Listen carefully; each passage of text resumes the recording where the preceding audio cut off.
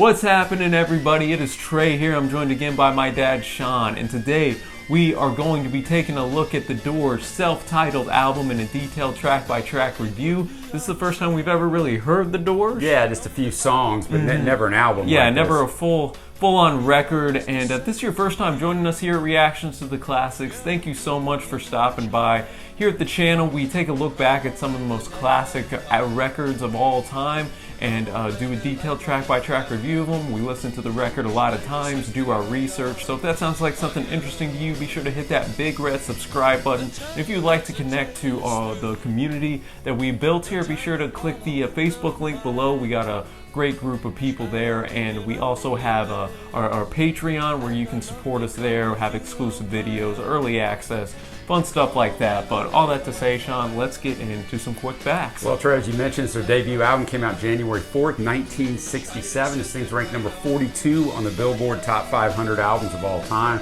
They're considered trailblazers. This is considered an iconic album in the psychedelic rock movement. This never reached number one, even with the sales figures. It got stuck at number 2 behind the Beatles and Sgt. Pepper. Yeah, and this was recorded in August of '66 at the Sunset Studios in Hollywood, California.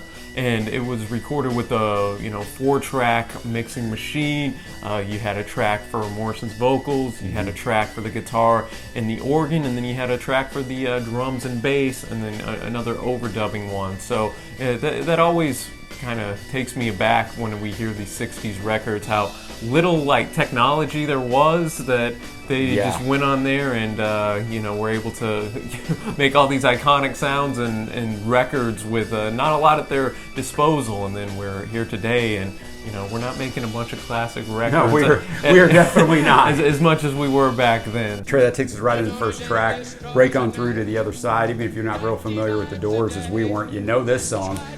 Became iconic for them as a huge concert staple. It's released as the first single, only reached number 126. Elektra Records was really worried about the "She Gets High" line, so they edited it out back then. Later on, years later, the newer versions of the album have that in it, but when they play it on classic radio, they still have that deleted out because that's the version that we all know. And this has a lot of great imagery in it. There's some drug use metaphors. As there is in a lot of this album. Again, a lot of psychedelic themes here, which is one of the reasons it's still to this day, all this time later, held as one of the forerunners in the psychedelic genre. Well, yeah, Jim Morrison liked his LSD as many of our favorite groups back then did. And so for the song itself, man, this was by far my favorite track on this record. Too. I think Morrison just he showed a lot of passion here. Yeah, it's quite the way to make your debut, right? First song on your debut album, and it's like, wow, I mean, he knocked it out of the park on this one. And they're dealing with themes here, that "she gets high" line, everybody wants my baby, she gets high, it just kind of comes to a crescendo towards the end there, and you can kind of it put the listener in to be like, okay, these guys are going to be dealing with maybe some darker, more mature themes than what we might have been hearing in late '66, early '67. Yeah, and Break On Through to the Other Side is possibly that LSD reference of the heightened sense of understanding of everything around you. And then it takes us right into Soul Kitchen. This was inspired by Olivia's restaurant in Venice Beach, where Morrison lived for a period of time, and he liked to spend a lot of time in that restaurant. Yeah, he'd leave the bar when they throw him out. He'd go to that restaurant. It's a soul food restaurant. He loved it. Yeah, and that's where the line comes in. Let me sleep all night in your soul kitchen. And this track features the organ from Ray Manzarek quite a bit, and that's one of the underlying musical themes that you're going to notice throughout this record from start to finish. Yeah, essentially. It's a huge theme throughout. And I like this track. It was not very long, as a lot of the tracks on this weren't too long, aside from the closing one.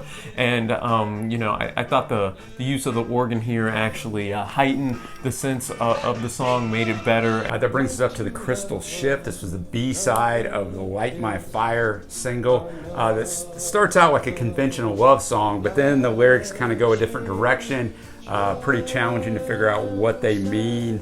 It's a little dreamlike kind of composition here. And Jim left a lot of his lyrics vague on purpose, just to let the listener kind of interpret how they want. And this is one of those songs where there's a lot of speculation on a lot of different directions. Yeah, some people think the opening lines, it just starts off, you slip into, and so people think either somebody's just slipping into sleep, an overdose, maybe a suicide. Yeah. A lot of people have stated different things. Their drummer, Dinsmore, has said that although Morrison was aware that crystal is slang for meth, he wrote the crystal shit for Mary Warbelow, a girlfriend with whom he was breaking up with, and thus it was intended as a goodbye song. This song for me is one of my favorites on here. It stands out different musically, compositionally, just the way you were talking about how Jim is singing in the beginning, just kind of creating this little dreamlike atmosphere. That takes us right into 20th Century Fox, which was a play on words because obviously 20th Century Fox was, of course, one of the biggest movie studios then. It is now, but it really was then.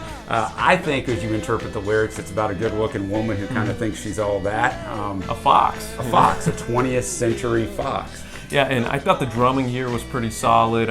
Really liked how that just kind of was the heartbeat of the song. Yeah, Dinsmore does a good job throughout this. And, this was more basic lyrically than any, the previous track, Sure. of course. But I thought it was still just a nice, upbeat, kind of catchy tune. Yeah, it was solid. Then that's going to take us into Alabama song, in parentheses, Whiskey Bar. And this thing's an English version of a song written by Bertolt Brecht, set to music by Kurt Weill for the 1927 play Little Mahogany. Jim was a very well-read guy. That's why you'll see some stuff from the early 20s, 30s. He's read a lot of classical literature, a lot of poems, and so he borrows from that stuff. And it's interesting he chooses those things for a psychedelic album. And in the Doors version, Jim changes, obviously, show us the way to the next little boy, to show us the way to the next little girl. I thought this was probably, my least favorite track on this I think it's thing. Unquestionably my least favorite track. If you love it, sorry, everybody's got an opinion. I just wasn't a huge fan of how this all came together, musically, really. I think the organ was a little much with a mix of the other sounds. Just, I appreciate the ambition and the gumption for them to at least branch out and try. I'd rather have them go out and, fail a little bit by, trying too much than just mailing it in. Now we're up to Light My Fire, obviously an iconic song. Yeah. Ranked number 35 on Billboard's Top 500 Songs of All Time. This thing was hit number 1 for 3 weeks in April of 1967. It was edited down from it's over 7 minutes on the album. It's edited down to about 3 minutes for the radio version. Back then they wanted shorter versions. It basically takes out all of the instrumental break in the middle of it. Robbie Krieger wrote it, but Jim Morrison wrote the second verse, so he did make a little bit of a contribution, but they credited it to the entire band. Usually I wouldn't be a fan of removing the instrumental stuff in the middle. On this one, I think they made the right choice. I wish there was kind of a middle ground. I think some of the instrumental stuff is great, but it goes for almost 4 minutes long in the middle, and it just seems real repetitive, almost like it's being played on a loop. So probably a little less of that would have really worked for me a lot better, but it's still, obviously it's still an iconic and tremendous song. I preferred the single version to this, though Ray Manzarek is, obviously incredibly talented on the organ. It was, like you said, almost just like in a loop, just kept repeating for 4 minutes. I think they cut 2 minutes of that out. Yeah, would exactly. have been, Happy medium. Yeah, definitely an iconic song, I think for good reason, in the sense that it does sound very unique. And the second it comes on, that the organ, you know who it is. All in all, very solid track. And that takes us to Backdoor Man. This was written by a guy that's very familiar to this channel. Yes. Led Zeppelin,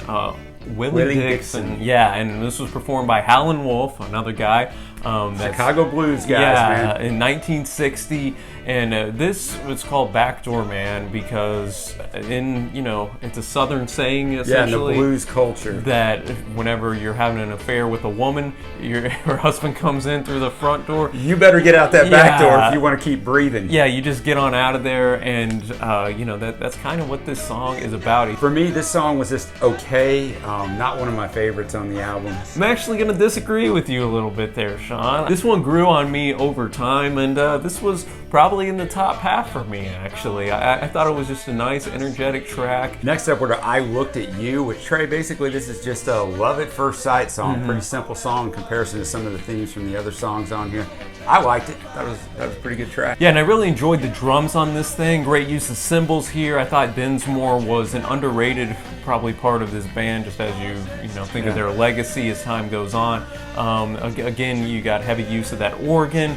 At this point in the album was starting to get a little excessive, I think, at points, but all in all, I still enjoyed this track. Yeah, I think the thing with the organ is this, guys. If you hear a song from the Doors, it's their iconic sound and it's great. I think when you listen to the album on repeat like we did, the organ starts to wear you out. It's not that it's bad. He's incredibly talented. Ray was incredibly talented. But now we're up to End of the Night. This was actually the B-side of Break On Through to the Other Side. This was actually the demo they put out in 1965 when they're trying to get their first record deal and were unsuccessful with it, so they did think highly of it. The title is from a 1932 French novel, Journey to the End of the Night. Essentially, the song deals with the fact this guy's trying to get to a place that no one's ever been before. A lot of people interpreted it as death and rebirth because the night is kind of a metaphor for death, but this night's closing in, so that's what makes kind of the interpretation be like, okay, the rebirth's about to happen because it's the end of the night, it's the end of death, essentially. And musically, this thing it really did have that psychedelic type. It was a very psychedelic drug-infused, inspired sound to it, almost like you feel the mood the second it plays. They do a really good job with that. Almost like I'm driving on a dark road, fog's going in, and something's about to go down, just dreary, a little gloomy, and I enjoyed the song for that fact. Yeah, I thought it was really good. That takes us into Take It As It Comes. This is a simple song, pretty much just about, just go with the flow of life, enjoy what happens, and don't stress the little things that might come about to you. And on this, this was, again, just a solid song, a song that was a little bit forgettable to me, though, whenever I kind of stepped away from the album, but that might just be because it was before, the end. One of the interesting things vocally on this is only this song and The Crystal Ship does Morrison use kind of the little Beatles trick where the first thing you hear is them singing, not the actual instrumentation. So it's kind of a little cool thing to look out for. We're up to the final track, The End, appropriately named. The song was number 336 on Rolling Stone's Greatest 500 Songs of All Time. The guitar solo on Guitar World is number 93 of the greatest 100 guitar solos of all time. So that kind of sets the stage that this is a really good song. Written by Morrison. It starts out with Krieger playing his guitar, but it sounds like a sitar. The end or death is now understood in this song by Morrison as a beautiful and appealing thing. This reference or concept of the end could be about ego death, breaking the boundaries of human perception, as in experiencing LSD and breaking out of your limited human thinking. And the last thing it could be is as simple as it's just the last track on the album, right? It's just the end. Yeah. The album that comes out later in the year in 67 for the Doors ends with When the Music Is Over. So it could just be a little parallel. It could just be the end. One of the famous parts of this song comes about halfway through it, where it goes into a soft spoken word section. And here Morrison just starts, speaking about how he wants to kill his father, and then it says, "Mother, I want to," and then, he just goes screaming out words unintelligibly. And this was really influenced by his time as a student of production on Oedipus Rex at Florida State. Oedipus complex is a big, feature of Freudian psychology. Kids want to, be with somebody like their mother, essentially, and want to take out their father because they view, him as a threat, essentially, because the, mother figure in their life is the only woman they know. So he kind of took it to the extreme here, and the fact that this was put into a record like this, this is a very innovative song, I think, in many ways. One, it's 12 minutes long. The lyrical themes that it's dealing with, very provocative for 67. Also, just sonically how it sounds. It has a very Middle Eastern sound from that sitar-like, noise to it. So I think when you put all that together, that's what places it up into an iconic status that it is known today as. Which, Trey, kind of brings us up to favorite songs. Break On Through to the Other Side, man. That's one of my favorite songs we've actually heard since doing the channel. I just think, what a way to open out the record. What a way to open your career. Like, yeah. That's the first thing on vinyl that you've ever put down. I mean, it's tremendous. Yeah, just a gut punch of, passion and rock and roll, baby. And Light My Fire. Backdoor Man. I will add the end in there. Just a fantastic song. That brings us up to our overall grade. What are you giving this thing? Well, for me, this was a record of very high highs, and then not really low lows, but just some songs in here that were, I don't know if I'd use the term filler, but just a little bit forgettable for me. Yeah, it has some consistency issues. All that to say, man, I still think this is a good record. Obviously, an innovative sound for 67, and for that you gotta appreciate it and what it's done for psychedelic rock and for the bands it's influenced in the decades that have followed. So I'm gonna stick with the 7.75 here. I'm right there with you, Trey. 7.75. As you mentioned, it's iconic in psychedelic rock. For me, the 3 hits that came off of this thing are just tremendous. They hold up really well right now. Their sound is very unique, and I don't think anybody can knock them for that. It's a mix of blues, psychedelic rock, the straight up rock and roll, world music. Just everything is just kind of meshed together. Sometimes it was a huge hit. Sometimes I wasn't a big fan of it.